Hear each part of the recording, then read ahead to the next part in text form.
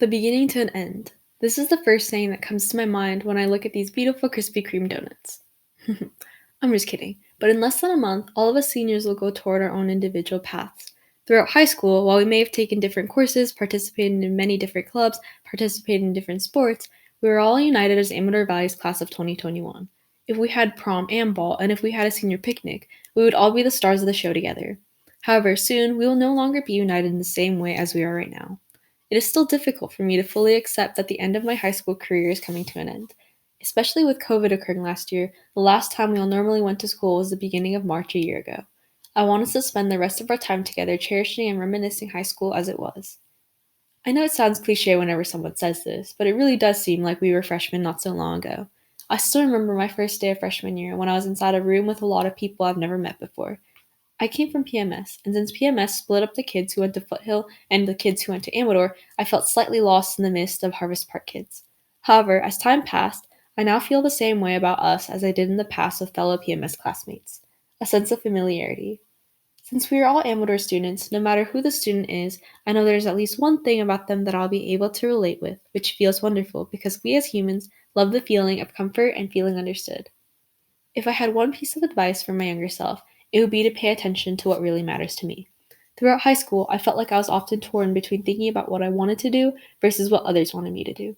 For example, for some classes, I would think like, well, my mom told me to do this, but my friends are doing this, while I personally want to do something else. However, in the end, this is your life, and while others can help you make your decision, they shouldn't be the sole reason why you change your decision in the first place. You need to be in charge of your life. Set your foot down for your beliefs and your judgment. Though, do keep in mind, I'm not saying that you shouldn't listen to others at all. High school was filled with many ups, downs, teachers who helped us expand our perspectives and broaden our knowledge, teachers we didn't agree with, relationships, football games, concerts, rallies, all-nighters, and drama. The girls' locker rooms only have cold water, while the boys' locker rooms have hot water. The big wall with sports athletes painted on near the entrance. Vinny and his golf cart. All these small details that made up a part of Amador Valley High School, the environment where we spent most of our year for 4 years.